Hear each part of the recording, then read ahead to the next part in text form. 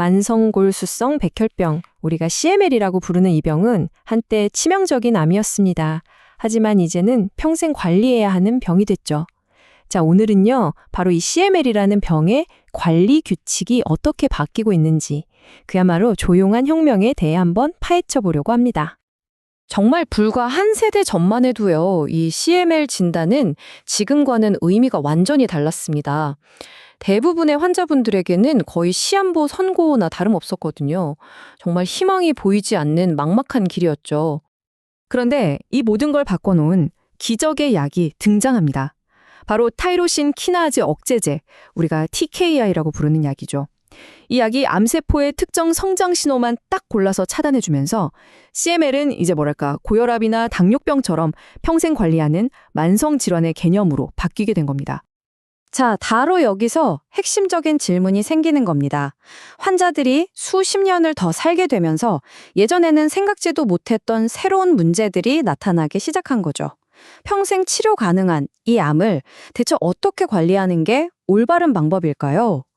한 가지 확실한 건 이거예요. 예전처럼 딱딱하게 정해진 규칙은 이제 옛말이 됐다는 거죠. 지금은 환자 한 사람 한 사람에게 맞춘 훨씬 더 섬세한 접근법이 중요해지고 있습니다.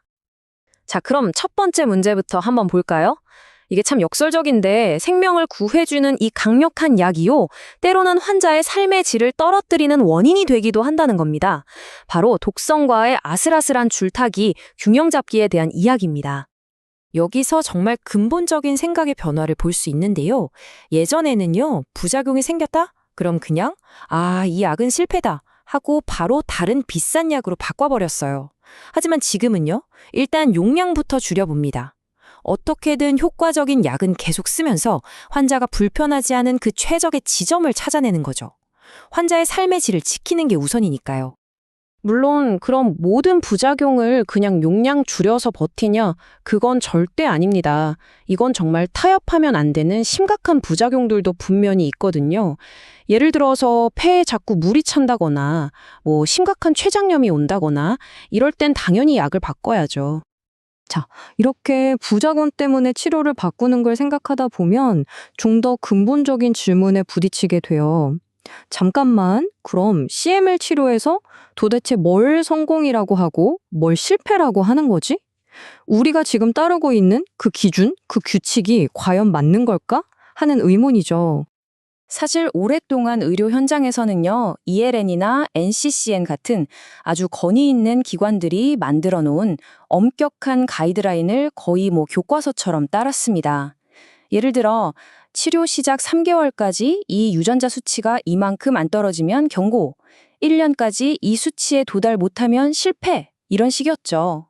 환자 컨디션이 아무리 좋아도 이 숫자만 못 맞추면 바로 치료 실패 딱지가 붙는 겁니다. 바로 이 부분에 대해서 원문 자료가 아주 날카롭게 지적을 해요. 목표 달성에 실패하는 것 자체를 하나의 사건, 이벤트로 정의해버리면 이건 순환 논리에 빠지거나 일종의 자기 충족적 예언이 되어버린다는 거예요. 이게 무슨 말이냐면요. 그 규칙 때문에 실제 환자의 예후와는 상관없이 인위적으로 실패해야 한 환자가 만들어지고 있다는 거죠. 정말 생각해볼 문제 아닌가요? 결국 핵심은 이겁니다.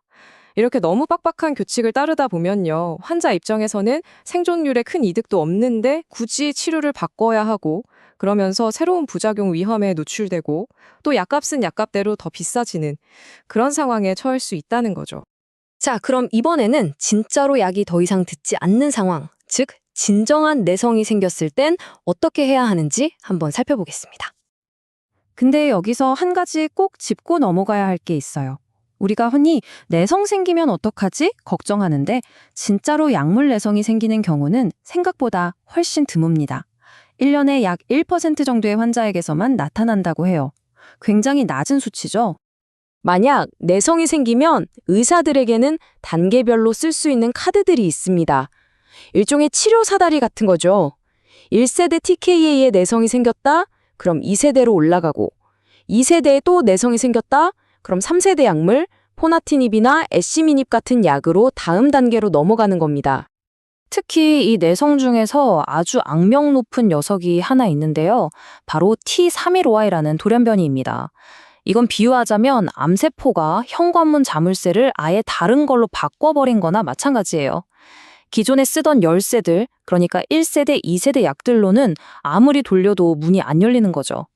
그래서 이럴 땐 포나티냅 같은 3세대 TKI, 즉 이 새로운 자물쇠에 맞는 마스터키가 필요한 겁니다.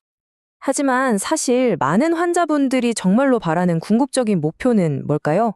평생 약을 먹으면서 병을 관리하는 것도 물론 감사한 일이지만 언젠가는 이 약을 완전히 끊고 살아가는 것, 바로 이게 아닐까요?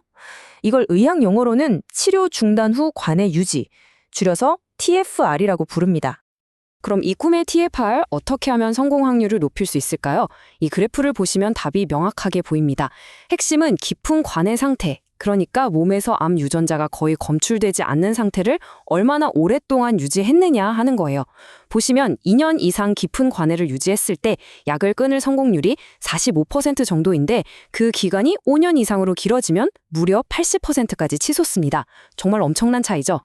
그런데 말이죠. 이렇게 평생 약을 먹거나 혹은 약을 끊기를 기대하는 것 말고 또 다른 길이 하나 있습니다.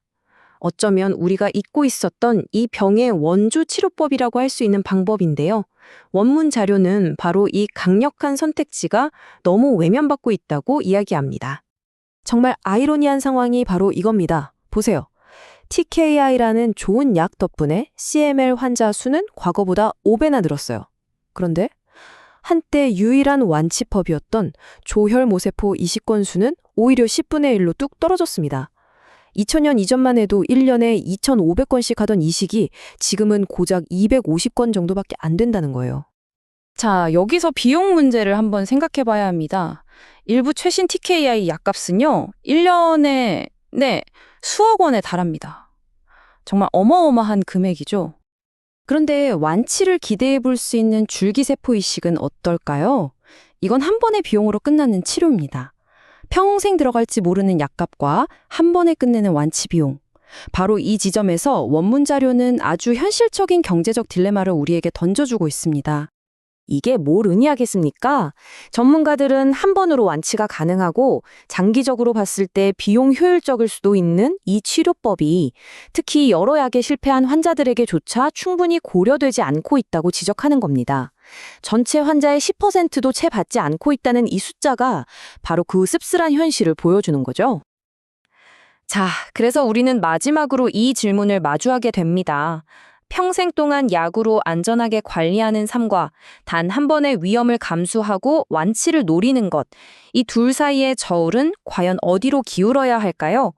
어쩌면 CML 치료의 새로운 규칙이란 바로 이 복잡한 질문에 대한 답을 환자 한 사람 한 사람과 함께 찾아나가는 그 과정 전체를 의미하는 것일지도 모르겠습니다.